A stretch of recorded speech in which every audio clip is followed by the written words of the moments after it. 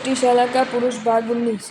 ज्ञानवान प्रभु यद्यपि निष्प्रह से फिर भी लोग प्रसन्नता के लिए पद पद पर उनके मनचला चर स्वीकार कर रहे थे। इस भांति एक साथ चलते हुए देव और मनुष्य पर वे समान कृपा दृष्टि कर रहे थे। इस तरह सूर असुर और मनुष्य ने जिनका उत्सव किया वे प्रभु क्रम से सहसा व नावक उद्यान में पहुंचे।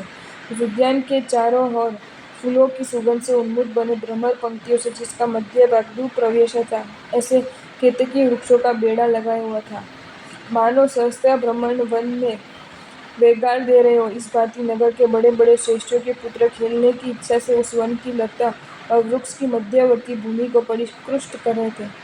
नगर की स्त्रियां क्रीड़ा करने आती और वहां के कुरुवक वकुल अशोक इत्यादि वृक्षों का दोहद पूर्ण करती। विद्याधर कुमार कौतुकवश स्फटिकों की तरह झरने का मधुर जल पान करते, जिसके शिखर गगन छू रहे हो, ऐसे उच्च वृक्षों पर खेचन मिथुन क्रीड़ा के लिए आकर बैठते।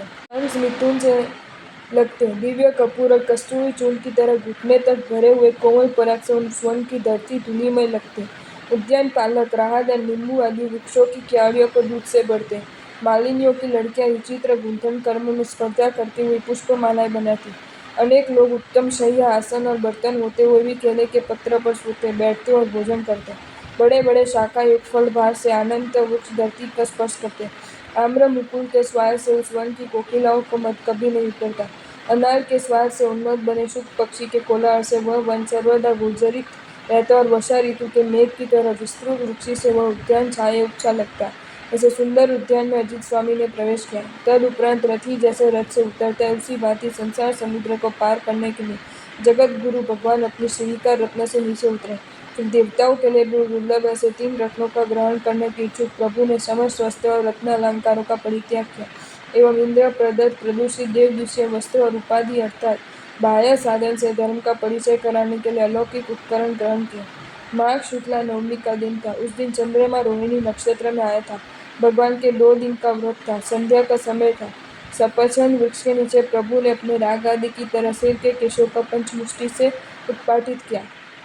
स्वधर्म ने उन केशों को अपने उत्तरीय वस्त्र के कोने में प्रसाद की तरह या संप्रास अर्थ की तरह ग्रहण किया और उसी समय ले जाकर क्षीर समुद्र में इस तरह बहा दिया जिस प्रकार नौका के यात्री समुद्र पूजा की वस्तुओं को जल में बांध देते।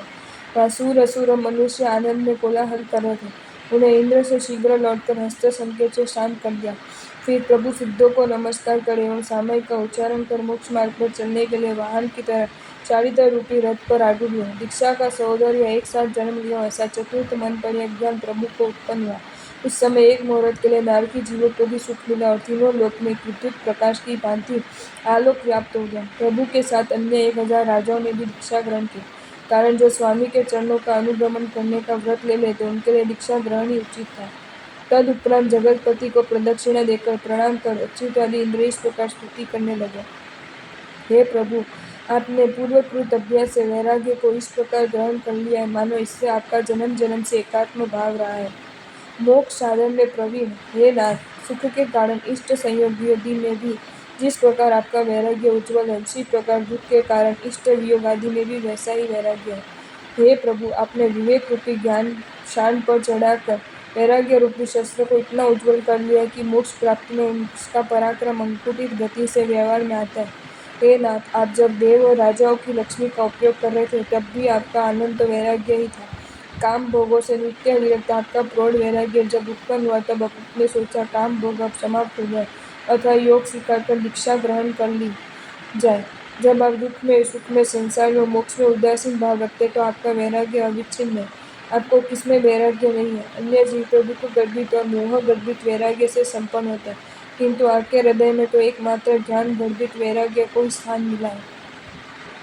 सर्वदा उदासीन होने पर भी जगत के उपकारी समस्त वैराग्यों के आधार और शरण है। हे परमात्मा, मैं आपको नमस्कार करता हूँ। इस प्रकार जगत गुरु की स्तुति कर और उन्हें नमस्कार कर इंद्र देवों सहित नंदीश्वर द्वीप गए और वहाँ अंजन आदि पर्वतों पर शक्र आदि इंद्रों ने जन्मा अभिषेक कल्याणी की तरह शाश्वत अरहत प्रतिमाओं का अष्टाहिका महोत्सव किया एवं फिर कब प्रभु के दर्शन होंगे ऐसा सोचते हुए देवताओं सहित निज निज आवास को चले गए। सगर राजा भी प्रभु को प्रणाम कर हाथ जोड़कर गदगद स्वर से इस भांति विनती करने लगे। त्रिलोक रूपी पद्मिनी खंड को विकसित करने वाले सूर्य तुल्य हे जगत गुरु अजितनाथ भगवान, आपकी जय हो। हे नाथ, मति श्रुति अज्ञ और मन प्रयोग ज्ञान से आप उसी तरह सुशोभित हैं जिस प्रकार 4 महासमुद्र से पृथ्वी शोभित है। हे प्रभु, क्रीड़ा मात्र में आप कर्मक्षय कर सकते हैं। आपने जिस परिकर को धारण कर रखा है वह ग्रंथों को मार्ग दिखाने के लिए है। हे भगवान, मैं ये मानता हूँ कि आप समस्त प्राणियों की एक अंतरात्मा है। यदि ऐसा नहीं होता तो आप उनके अद्वितीय सुखों के लिए क्यों प्रयत्न करते हैं? आप दया रूपी जल से परिपूर्ण हैं। आप करदम की तरह कषाय परित्याग कर कमल की भांति निर्लेप और शुद्ध आत्मा युक्त हो गए। जब आप राज्य कर रहे थे तब भी न्यायाधीश की तरह आपने अपने पराये का भेदभाव नहीं था। तब जबकि सब संभाव का अवसर आया तब आपने जिस समता भाव को प्राप्त किया उसके विषय में क्या बोला जा सकता है? हे भगवान, आपका वशीदान तो 3 लोक में अभयदान रूपी बृहद नाटक की प्रस्तावना मात्र है, ऐसा मैं कहता हूँ। वह देश, व नगर, जनपद व ग्राम धन्य होगा जहाँ मलयानी से प्रसन्न करने वाले आप विचरण करेंगे। इस प्रकार स्तुति कर प्रभु को भक्तिपूर्वक नमस्कार कर अश्रु भरे नयन से राजा सगर धीरे धीरे अपने नगर को लौट गए। दूसरे दिन प्रभु ने राजा ब्रह्मदत्त के घर खीर खाकर 3 दिनों के उपवास का पालना किया। उस समय देवताओं ने राजा ब्रह्मदत्त के घर 12.5 करोड़ सुवर्ण मुद्राएं एवं हवा में आंदोलित लता पल्लवों की शोभा को बढ़ाने वाले उत्कृष्ट वस्त्रों की सृष्टि की। आकाश में इस प्रकार की गंभीर धुंधली बज उठी जैसे ज्वार के समय समुद्र गर्जन करता है। चारों ओर प्रवचनकारी प्रभु के यश रूपी श्वेत जल का भ्रम उत्पन्न करने वाली सुगंधित जल की वृष्टि की और चारों ओर मित्र की तरह भ्रमर परिवेष्टित पंचरंगी फूलों की वृष्टि की।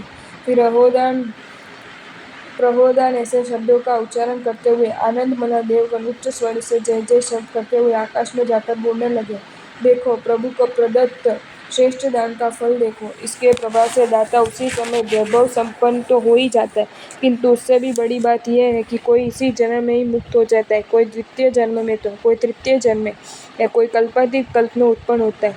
प्रभु को प्रदत्त भिक्षा जो देखता है वह देवताओं की तरह निरोग देही होता है। आपको ये वीडियो अच्छा लगा हो तो इसे लाइक करें और शेयर करें और ऐसे ही नए नए वीडियोज़ देखने के लिए सब्सक्राइब करें हमारी channel Jain facts and stories को।